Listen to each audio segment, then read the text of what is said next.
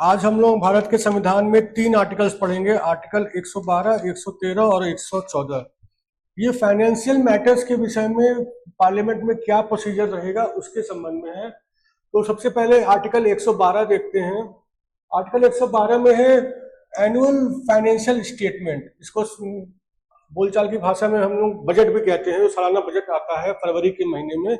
इसमें एस्टिमेट्स होते हैं कि next year April to March government की क्या रेवेन्यू आएगी और क्या एक्सपेंडिचर होगा, उसके एस्टिमेट होते हैं। इसको प्रेसिडेंट प्रस्तुत करवाते हैं पार्लियामेंट में, दोनों सदनों में।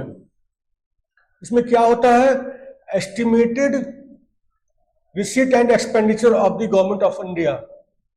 ठीक है, इसको बोलते हैं एनुअल फाइनेंशियल स्टेटमेंट और जनरली इसको हम लोग बोलते हैं बजट। इसको हम लोग सभी लोग जानते हैं। जो भी एक्सपेंडिचर एस्टिमेट किया जाता है गवर्नमेंट के द्वारा, वो क्या होता है, कौन से खर्चे होते हैं, वो वाले खर्चे जो एक्सपेंडिचर जो भी होता है, expenditure charge upon the consolidated fund of India. दो तरह के होंगे, एक expenditure charge upon the consolidated fund India. इस खर्चे के लिए जो पैसे चाहिए, जो खर्चे करने हैं, उसके लिए जो अमाउंट चाहिए वो होगा इसमें बजट में। इसके अलावा अदर एक्सपेंडिचर जो कि कंसोलिडेटेड फंड ऑफ इंडिया से लिया जाएगा, खर्च किया जाएगा, उसके लिए जो पैसे चाहिए वो भी होता है। पहला होता है expenditure charge upon government consolidated fund of India और दूसरा other expenditure proposed to be made from consolidated fund of India। Expenditure charge upon consolidated fund of India में कुछ आइटम्स हैं, वो भी हम डिस्कस करते हैं। इसके अलावा अन्य जो भी खर्चा हमको करना है कंसोलिडेटेड फंड ऑफ इंडिया से, वो अलग।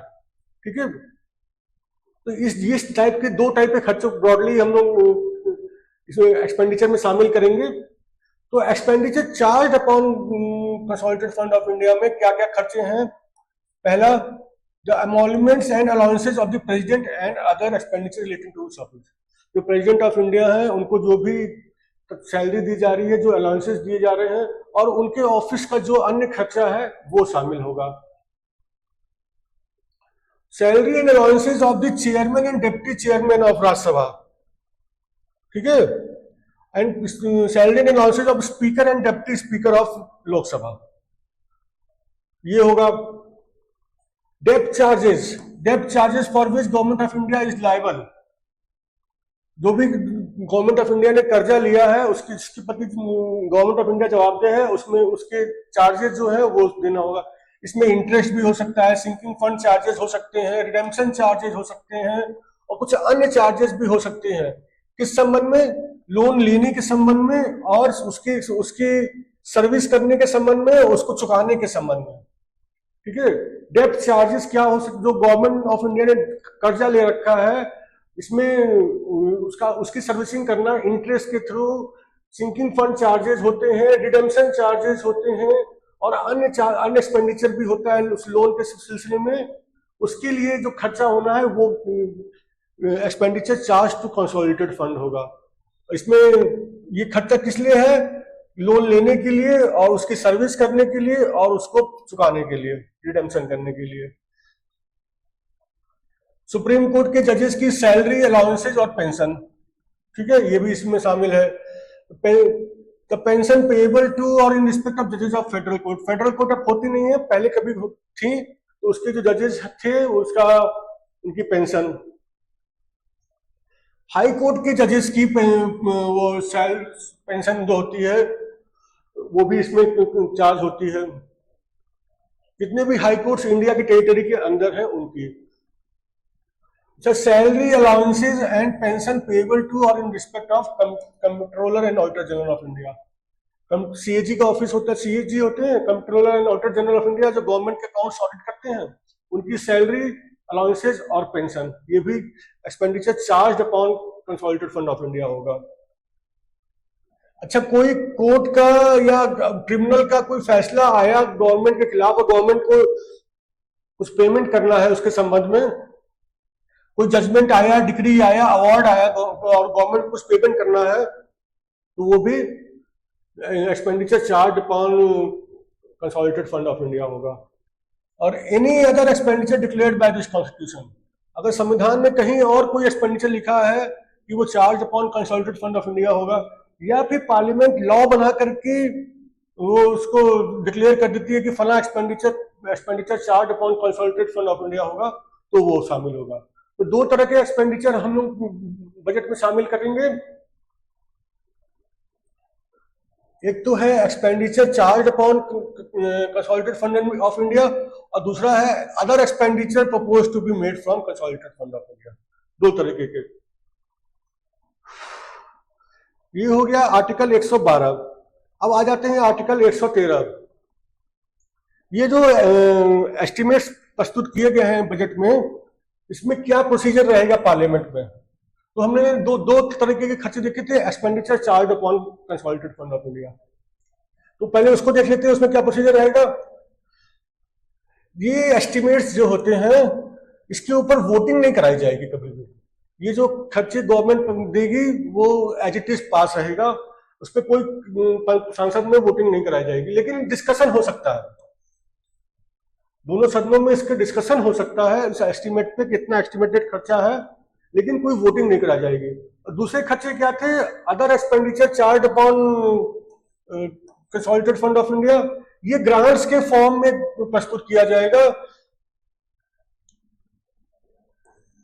ये लोकसभा में प्रस्तुत किया जाएगा in the form of demand for grants. हमें इतनी ग्रांट चाहिए, इस फॉर्म में प्रस्तुत किया जाएगा। अब लोकसभा के लिए पास क्या पावर है, ये जो डिमांड फॉर ग्रांट्स है इसमें पावर ये है कि वो एज इट इज उसको अप्रूव कर दे, ठीक है, और या फिर रिफ्यूज कर दे पूरा टोटल एज इट इज कि नहीं ये ग्रांट नहीं दी जाएगी, या फिर उसका अमाउंट चेंज कर दे, कम कर दे, ठीक है। बढ़ा नहीं सकते लेकिन कम कर सकते हैं। ये जो डिमांड फॉर ग्रांट्स है ये पहले प्रेसिडेंट ऑफ की रिकमेंडेशन होगी, उसके बाद ही लोकसभा में प्रस्तुत किया जाएगा। इसको डायग्राम के फॉर्म में देख लेते हैं। बजट में एस्टिमेटेड रिसीट्स होती हैं, एस्टिमेटेड एक्सपेंडिचर होता है। पहला होता है कि expenditure charge upon government of consolidated fund of India, उसको उस पर कोई वोटिंग नहीं होती पार्लियामेंट में, केवल डिस्कशन होता है।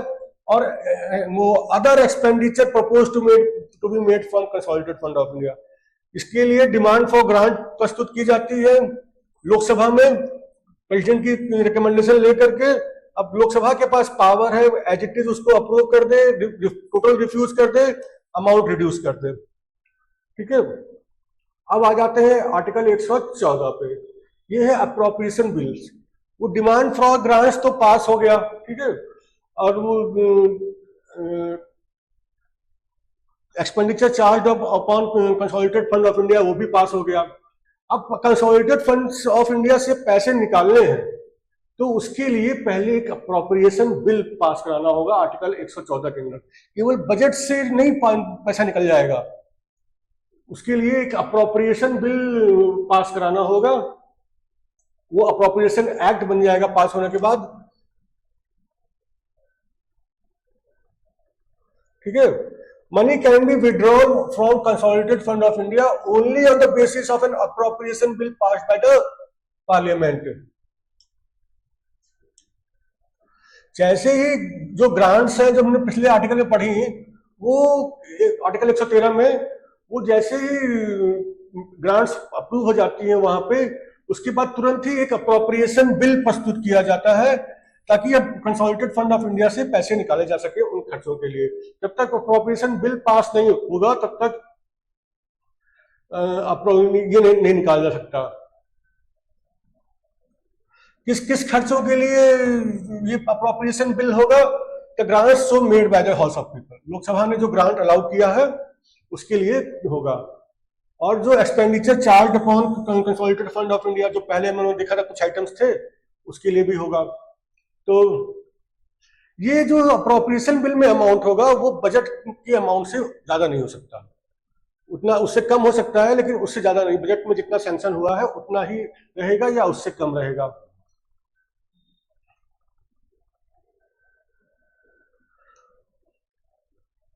अच्छा, जो अप्रोप्रिएशन बिल जब प्रस्तुत हो रहा है तो क्या उस समय अमेंडमेंट मूव किया जा सकता है उस बिल में? इन चीजों के लिए अमेंडमेंट नहीं मूव किया जा सकता। किन चीजों के लिए अमेंडमेंट नहीं मूव किया जा सकता? कि उसका अमाउंट चेंज कर दिया जाए। गवर्नमेंट ने प्रपोज किया है इतना अमाउंट हमको विड्रॉ करना है फिलहाल, तो उसको हम चेंज नहीं कर सकते, कोई अमेंडमेंट नहीं प्रस्तुत कर सकते कि हमें अमाउंट चेंज करना है। किसी खर्चे को किसी दूसरे खर्चे में, किसी अमाउंट को किसी दूसरे खर्चे में समायोजित करने के लिए अमेंडमेंट नहीं डाला जा सकता कि ये अमाउंट सैंक्शन हुआ था इस पर्पज के लिए, हम इस पैसे को इस पर्पज में नहीं उस पर्पज में दूसरे पर्पज में खर्च कर लेंगे, उसके लिए कोई अमेंडमेंट नहीं डाला जा सकता। कोई भी जो expenditure charge upon consolidated fund of India है उसका अमाउंट चेंज करने के लिए कोई अमेंडमेंट नहीं प्रस्तुत किया जा सकता। अच्छा, ये अमेंडमेंट ये वाला कोई अमेंडमेंट मूव होता है, इसके अलावा तो अमेंडमेंट मूव हो सकते हैं, लेकिन अगर कोई अमेंडमेंट मूव होता है तो ये इसमें फॉल कर रहा है कि नहीं, ये डिसीजन प्रिसाइडिंग अफसर का होगा, वो फाइनल होगा। ठीक है, वो अमेंडमेंट अलाउड है कि नहीं अलाउड है, ये प्रिसाइडिंग अफसर डिसाइड करेंगे और उनका डिसीजन फाइनल होगा। तो आर्टिकल 114 को शॉर्ट में देख लेते हैं।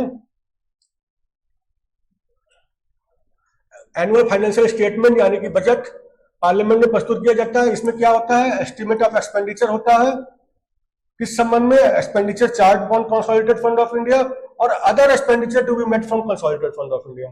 ठीक है, इफ अगर डिमांड फ्रॉम फॉर ग्रांट मंजूर कर देती है लोकसभा, तो अब एक अप्रोप्रिएशन बिल प्रेजेंट किया जाएगा पार्लियामेंट में और इसके पास होने के बाद कंसोलिडेटेड फंड ऑफ इंडिया से पैसे निकाले जा सकते हैं।